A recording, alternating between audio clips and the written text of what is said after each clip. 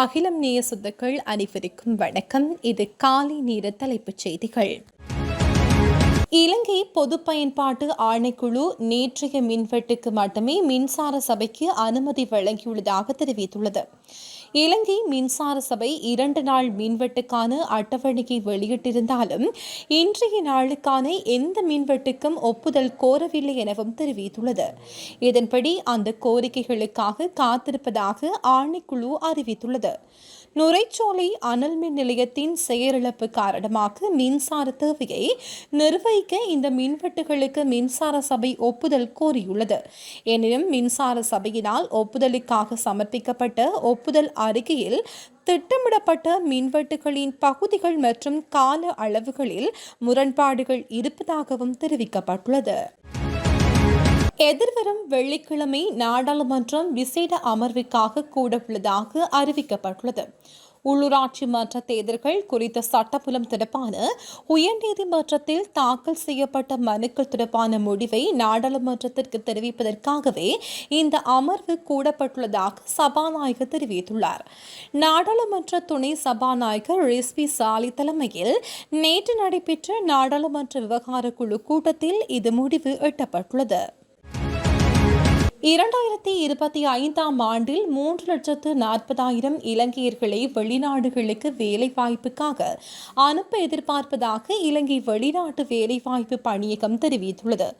உரிமம் பெற்ற வெளிநாட்டு வேலைவாய்ப்பு முகவர்களுக்கான வேலை திட்டம் ஒன்றில் கலந்து கொண்டு கருத்து தெரிவிக்கும் போது பணியகத்தின் தவிசாளர் கோசல விக்ரமசிங்க இதனை குறிப்பிட்டுள்ளார்.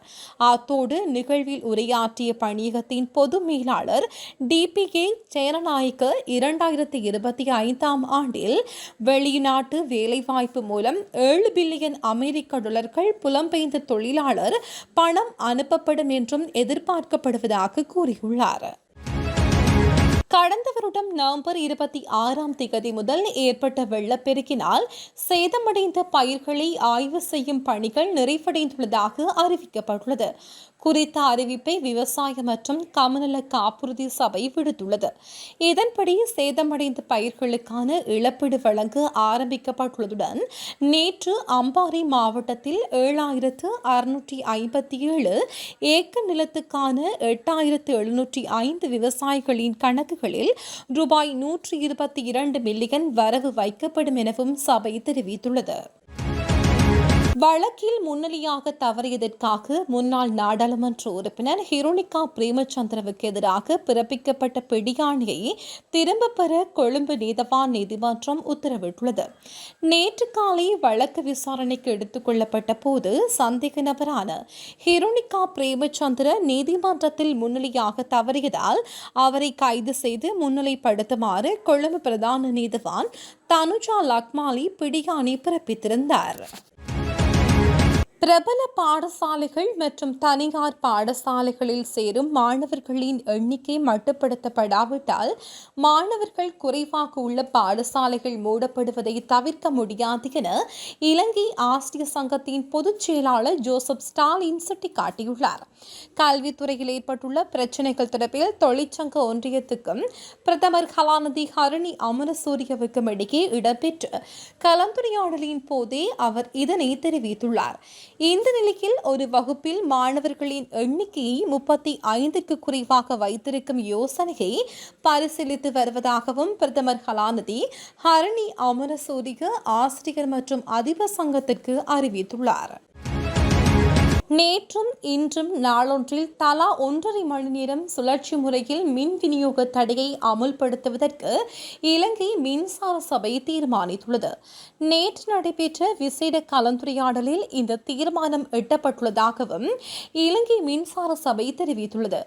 நேற்று முன்தினம் நாடளாவிய ரீதியில் ஏற்பட்ட திடீர் மின் தடையை அடுத்து நுரைச்சோலை அனல் மின் நிலையத்தின் 3 மின் உற்பத்தி இயந்திரங்களும் செயலிழந்துள்ளது.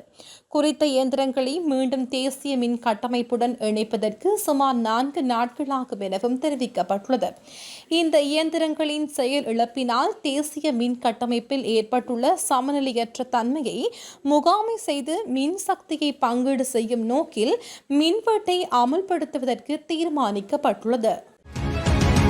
ஹட்டன் மஸ்கெலியா பிரதான வீதியில் உள்ள நாட்வுட் நியூவேலி பகுதியில் முச்சக்கர வண்டியும் லொரியும் மோதி விபத்துக்குள்ளானதில் முச்சக்கர வண்டியின் சாரதி உட்பட பெண் ஒருவர் படுகாயமடைந்து டிகோயா ஆதார வைத்தியசாலையில் அனுமதிக்கப்பட்ட சம்பவம் திங்கட்கிழமை மாலை 4 மணியளவில் இடம்பெற்றுள்ளது. ஹட்டனில் இருந்து மஸ்கெலியா சாமிமலை நோக்கி அதிவேகமாக பயணித்த முச்சக்கர வண்டி மஸ்கெலியாவில் இருந்து நுவரெலியா நோக்கி சென்ற லொரியுடன் நேருக்கு நேர் மோதியதில் இந்த விபத்து ஏற்பட்டுள்ளது. முச்சக்கர வண்டியின் அதிக வேகமே விபத்துக்கான காரணம் எனவும் விபத்தில் முச்சக்கர வண்டிக்கு பலத்த சேதம் ஏற்பட்டதாகவும் நார்த்வுட் போலீசார் தெரிவித்தனர். இலங்கை மத்திய வங்கியில் வேலை வாய்ப்புகள் இருப்பதாக குறிப்பிட்டு 3ஆம் தரப்பிலிருந்து வெளியாகும் விளம்பரங்கள் தொடர்பில் பொதுமக்கள் அவதானமாக இருக்குமாறு எச்சரிக்கப்பட்டுள்ளனர். அத்துடன் மத்திய வங்கி 3ஆம் தரப்பு தளங்களில் வேலை வாய்ப்புகளை இடுவதில்லை என்றும் தெளிவுபடுத்தியுள்ளது. அனைத்து அதிகாரப்பூர்வ வேலை வாய்ப்புகளும் அதன் வலைத்தளம் மற்றும் அதிகாரப்பூர்வ சமூக ஊடக சேவையில் மாத்திரமே கிடைக்கும் என்றும் மத்திய வங்கி வலியுறுத்தியுள்ளது. அதேவேளை மோசடிகளை தவிர்க்க இந்த அதிகாரப்பூர்வ தளங்கள் மூலம் வேலை இடுகைகளை சரிபார்க்க பொதுமக்களுக்கு அறிவுறுத்தப்பட்டுள்ளது.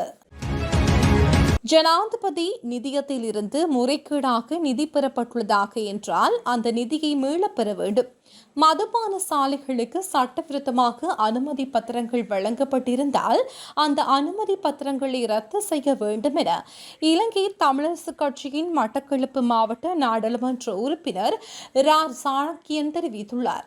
அரசியல்வாதிகளுக்கு மதுபான அனுமதி பத்திரங்கள் வழங்கப்பட்டதாக சொல்லப்பட்டது. வழங்கப்பட்ட பட்டியலையும் வாசித்தார்கள். அதற்கு பிறகு எந்த நடவடிக்கைகளையும் காணவில்லை. ஜனாதிபதி நிதியத்தில் இருந்து அரசியல்வாதிகள் பணம் பெற்றதாக ஒரு பட்டியல் வாசிக்கப்பட்டது. அதன் பின்னரும் ஒன்றும் நடைபெறவில்லை.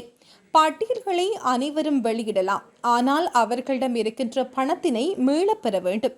மக்களுடைய பணத்தை முறைகேடாக நஷ்டஈடாக எடுத்திருக்கிறார்கள் என்றால் அரசாங்கத்தில் இருக்கிறவர்கள் பட்டியலை வெளியிட்டால் மாத்திரம் போதாது.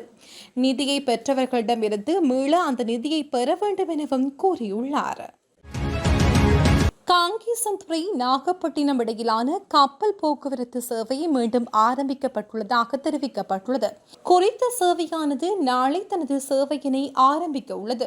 சிவகங்கை கப்பல் சேவை நிறுவனத்தின் தலைவர் சுந்தரராஜ் பொன்னுசாமி இதனை தெரிவித்துள்ளார். இந்த கப்பல் சேவையானது செவ்வாய்க்கிழமை தவிர்த்து வாரத்திற்கு 6 நாட்கள் ஈடுபடும் எனவும் அந்த நிறுவனம் அறிவித்துள்ளது. கொரோனாகல் தோரபாய பகுதியில் இடம்பெற்ற பேருந்து விபத்துக்கான காரணம் வெளியானது.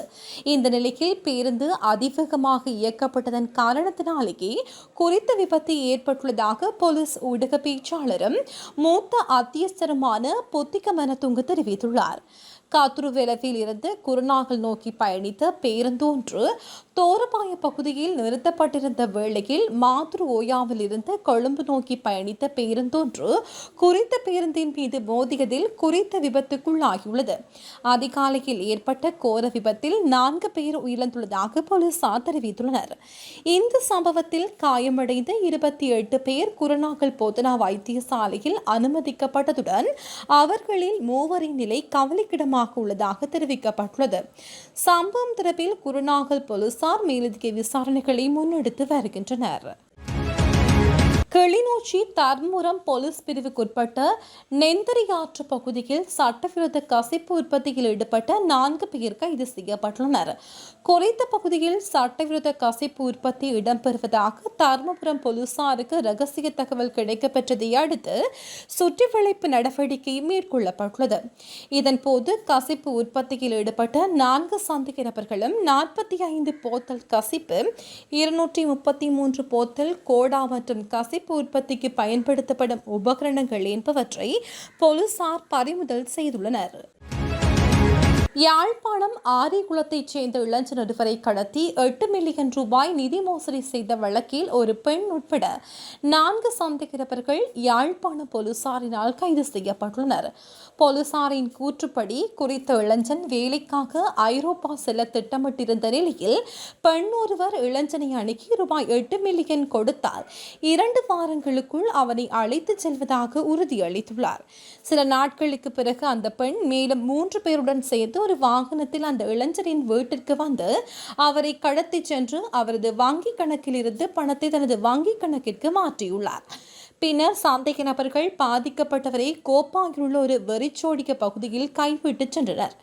சம்பவம் தொடர்பில் இடம்பெற்ற விசாரணையை தொடர்ந்து சந்தேக நபர்கள் கைது செய்யப்பட்டதுடன் குற்றத்துக்கு பயன்படுத்தப்பட்ட வாகனமும் பறிமுதல் செய்யப்பட்டுள்ளது.